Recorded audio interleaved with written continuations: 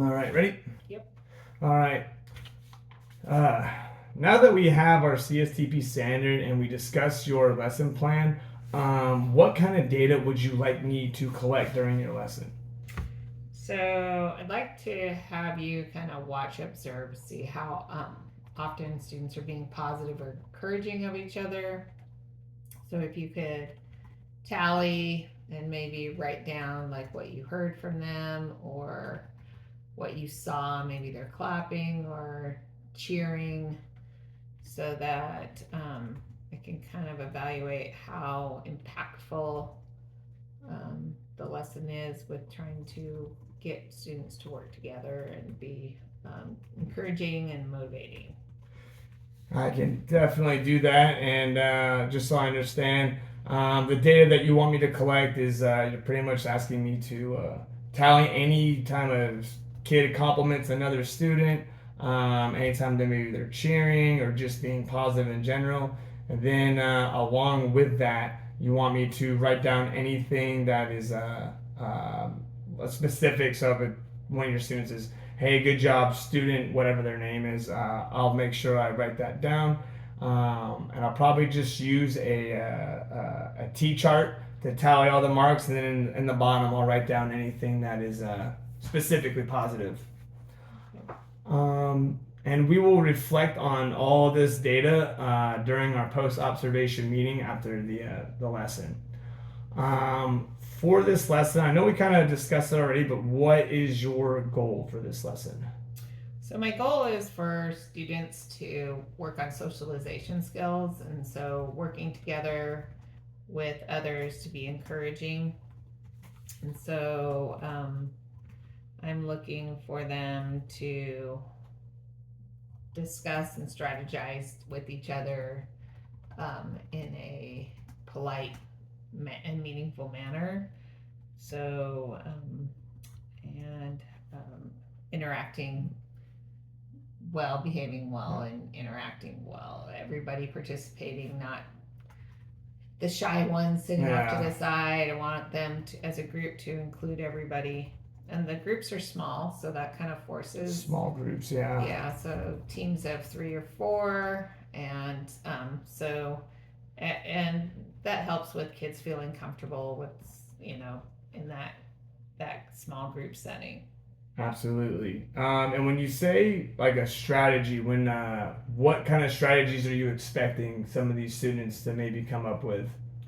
Well, the game they're playing is a relay game, and the objective is for them to go down and move an object with their coordinating color. Mm-hmm. And so these are topple tubes, and on one side of the color, the tube is maybe red, and the other side might be green. And one team would be assigned red, and one team would be assigned green, and so they have to flip the tube up with their coordinating color. And there is some strategy to it, and if it's not always my fastest students groups that win, so they need to work together to figure out what's the formula, the order of operation for them to be able to beat the other team. So some higher level thinking. It's not just run, grab the peg, and flip it. It's what's the most efficient way to get the pegs up and my team to win. So I like how you're really making them kind of think outside the box, and it's not just run as fast as you can. It's also what we need to build on, and through the strategy, they're going to be supporting each other. And I think that's a really, really good idea. How will you check for understanding during the actual game? So I will use like questions of strategy. Do you guys have a strategy? I'll also ask if they have. You'll be able to see as we start to go.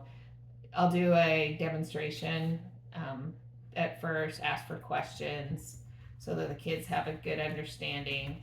And then if they start to play and I can tell they're not playing correctly, I can stop them, re explain. For example, students have to high five each other each time they go with the relay, and if that's not happening, I'll stop. My intention is to stop them, kind of reset, make sure to teach that rule, and so that all the kids will be playing fairly and according to the rules. Okay, so what I'm hearing you say is pretty much if they're playing the game and they're meeting your expectations and they're playing it correctly, you'll just let them keep playing, which makes a lot of sense. And then if you kind of see some confusion, some students going kind of I'm not really too sure, and kind of looking lost. I'm sure you're familiar with a student out there looking lost, and you're like, okay, maybe I need to stop, pump the brakes, and let's figure this out so we can play it correctly. Because when nobody knows what they're doing, it can be frustrating for sure. Do you have any assessments for checking for understanding? Let me think about this one. Let me pause for a second. Yeah, we'll talk about this. We can talk about the self-assessment now. So I'll just ask that real quick. Actually, I'll just ask, are there any other assessments that you're going to do? So I'll say that. So let me wave my hands. Ready? All right. During this lesson, are there any other assessments you're going to be using for the students? So at the end of the lesson, I've got a little exit ticket to head out the door that has about it's about 5 quick questions on kind of evaluating their participation level for the day. Did they support their team positively? Were they actively involved in supporting their team? What encouraging words did they use to help encourage other people on their team? Did they have an effective strategy, and did that strategy work? So did they come up with something that worked to help their team be successful? So what I'm understanding is that this assessment is kind of it's going to show you and me if the kids were being positive, because I think you mentioned that there's a spot that says, what was the encouraging words that you said, and also basing out the strategy, what was your strategy and was it effective, and tell me what that was. So not only are we kind of getting quantitative data, but we're also getting the qualitative data to seeing the students and how they're interacting and talking to each other. And it's a self-assessment, so if the kid said, no, I wasn't being nice or something, they're going to write down no, hopefully. Hopefully they're not lying, but we'll kind of see how they're, I don't know how I feel about that one. Hold on. Let me think real quick. I thought what you said was good. I'm trying to think of what I can say to make it sound better. Assessments. Yeah. And I'll say this again. And I noticed that the self-assessment at the end definitely ties in with the PE standard of everyone being creating a positive environment, which in turn also goes well with the CSTP that you have chosen. Let's see. And then, how will you assess if students are meeting the standard? So, just by the amount of positive interaction and the tallies that we'll be making.